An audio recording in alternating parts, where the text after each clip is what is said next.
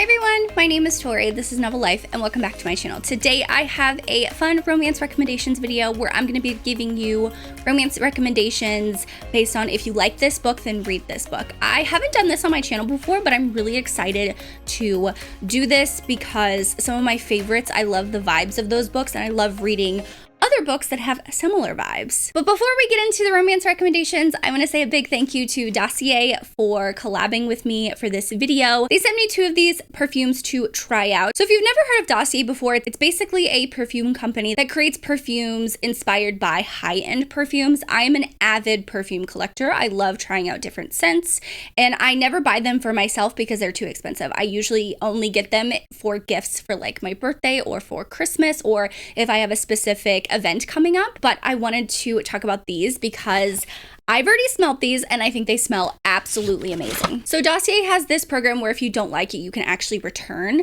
the scent if you buy it and you think you're gonna like it, but you don't. But it comes in these like cute little boxes, which I found really adorable. I'm a packaging person. So this one is Gourmand Orange Blossom. It comes in these really pretty, stunning packaging. The top notes is orange blossom, black currant, and hazelnut. Middle notes are orris, jasmine, sambac, and patchouli. Base notes are praline, vanilla, and tonka bean. So this is inspired by the Lancôme La Vie est Belle Eau de Perfume. And I think this smells amazing. This is probably the one, oh, it smells so good. This is the one that I'm gonna be wearing for spring and summer because I think it smells amazing. I'm actually gonna put this one down now. Oh, that smells so good. Oh, that smells amazing. If you're like me, I love to sample perfumes, and these are actually really affordable. I'll have my code in the description box below if you want to check it out and order some for yourself, because these are like really affordable compared to like higher end stuff. Like I am going to order more from them because they're like a fraction of the cost, but you get these luxury smelling perfumes, you know what I mean? I actually also have this one. It's called Fruity Almond. It also comes in this very chic looking package.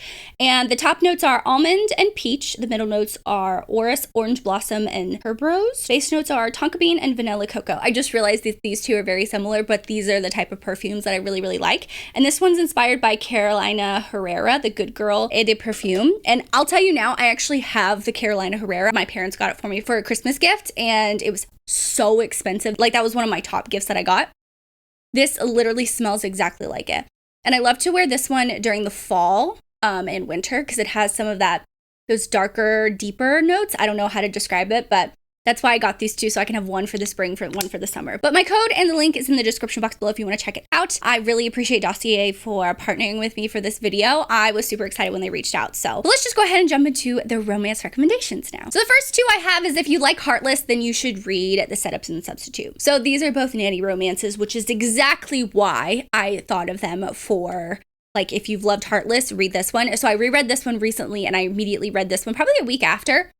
Gave me the same vibes and I loved him. I mean, I feel like Will and Cade are Will and Cade, and their banter is very much enemies to lovers, while in this book, our 2 characters, their banter is more like sweet and gentle.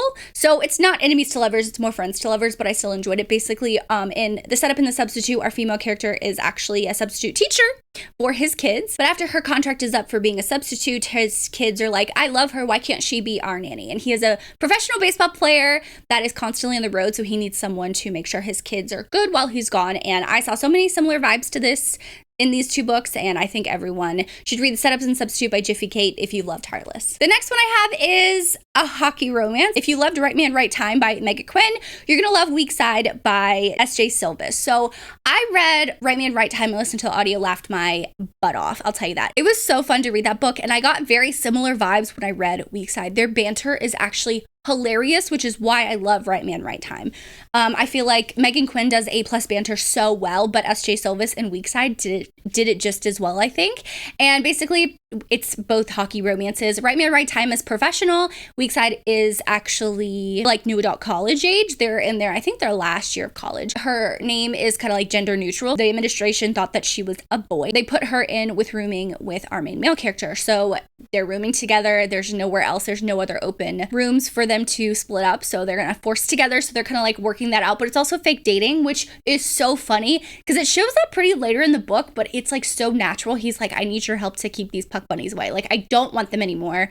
please, please, please keep them away from me. And I personally really enjoyed it. I had a good time with both of them. So I would highly suggest checking out these two because I loved them. I do have 2 other hockey romances I want to talk about. If you've read Offsides by Avery Keelan, then you should read Break the Ice by Ellie Cotton. Both of these books are hockey romances. They're thicker, but oh my God, both of them were so, so, so good. In here, our main male character is so swoon worthy and just like so caring to our female character. In here, the main character is exactly the same way. He's so swoon worthy. He like not worships our female character, but he like hypes up her self-confidence so much. Now, this is more of a rivals romance. So our female character's brother is actually on his rival's team. And so it's like kind of forbidden in that way. But also in this book, she's rooming with them in the hockey house because her brother is the captain. So they have that kind of forbidden aspect as well, which I always love a forbidden romance. I mean, I'm not gonna lie, I really love that. So I would highly suggest reading Break the Ice if you've read Offside, or if you've read Break the Ice, you should read Offside. But this is a very popular book, and this is up there for me with Offside. I loved both of them, and I think everyone should read them, literally. The next one I have is if you've read Credence by Penn Douglas, then you should read Resisting Mr. Granville. So the most asked question I get is, give me a book like Credence. And I feel like Credence by Penn Douglas is so, like, it's so unique. Like, I literally have a hard time finding books similar to that. But Resisting Mr. Granville is one of the closest books that I've gotten, literally the closest books I've gotten to giving me Credence vibes. It's not up there with Credence because Credence is Credence and Credence will always be Credence. You know what I mean? But Resisting Mr. Granville, towards the middle part of the book, gives me those Credence vibes of like the taboo and the forbiddenness. So basically, in Resisting Mr. Granville, our female character is starting to date or have a thing with her mom's ex-boyfriend. So yeah, it's definitely forbidden in that way. In Credence, she goes to live with her step uncle and step cousins, and she has a thing with them individually. And that part is similar in Resisting Mr. Granville. I won't say exactly what, but it gave me those vibes for about, a couple chapters. And I really like the growth of the female character in both books, which is very similar. Like Tiernan and our female character in Resisting Mr. Granville, they go through a very similar character growth. And that's what I really love about Credence is Tiernan's growth. So if you're looking for something similar, Resisting Mr. Granville. But I will throw in there Haven by Aster Rose. That is more Credence vibes, but why choose? I don't really like why choose, but that gave me the same vibes. But she doesn't choose one at the end like she does in Credence. So that's a little bonus, little recommendation for you. The next book I have is if you've read Wanting Mr. Kane, then you would like What Was Meant to Be by QB Tyler. So Wanting Mr. Kane is this very forbidden, big age gap. She starts having a thing with her dad's best friend, and it blows up in the first book. Now, Wanting Mr. Kane ends on a cliffhanger. It's a trilogy, so you don't get their happily ever after until after the third book. But What Was Meant to Be by QB Tyler is very much the same vibe. She has a thing with her dad's best friend and her godfather, who's also her godfather, and he comes back after being away for 3 years when he receives a wedding invitation to her wedding to someone else, and he's like, oh hell no, not gonna happen. So he basically goes to win her back, and he grovels after being away, and it's so good. But Wanting Mr. Kane, there is a little bit of the groveling in some of the later books, but the first book, Wanting Mr. Kane, gave me such big vibes of What Was Meant to Be, and I loved What Was Meant to Be. It's one of my favorite, probably my favorite, like top favorite QB Tyler book. So I would highly, highly, highly suggest that one as well. The next and last books that I have to talk about is if you've loved My Dark Romeo by L.J. Shen, then you should read Twisted by Emily McIntyre. Or if you read Twisted by Emily McIntyre, you should read My Dark Romeo by Parker S. Huntington and L.J. Shen. So these two books I read back to back, not like on any particular, like not for any particular reason other than like these two books were on my TBR and I wanted to get them done before, I wanted to read them before April was over. The vibes were so similar. Like these both have very protective heroes.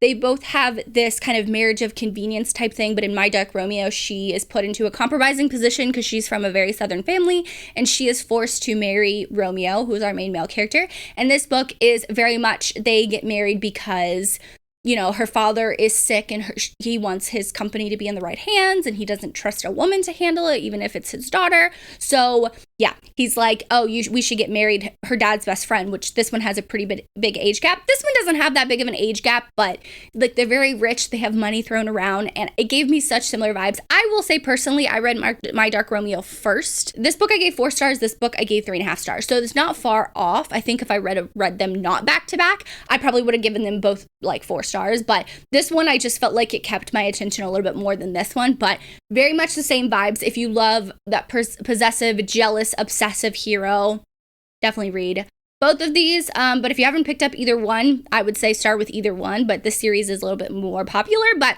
I really love both of these. So that is all the romance recommendations I have to share with you. I want to say thank you once again to Dossier for partnering with me in this video. I am so excited to have these 2 perfumes. They smell amazing. I sprayed at the beginning of this video and it's like making my library smell amazing. That was only once. Sometimes I have to spray like 2 or 3 times, but make sure you check out my code and the link in the description box below to get your own. They are super affordable. Once again, if you don't like it, you can return it, which is also so great. For the emoji of this video, if you've made it this far, drop me a perfume emoji, obviously, because I'm talking about perfumes too, along with books. But I want to say thank you so much for watching. Make sure you like and subscribe for more content from me. As always, I hope you're living novel life, and I will see you in my next one. Bye, guys.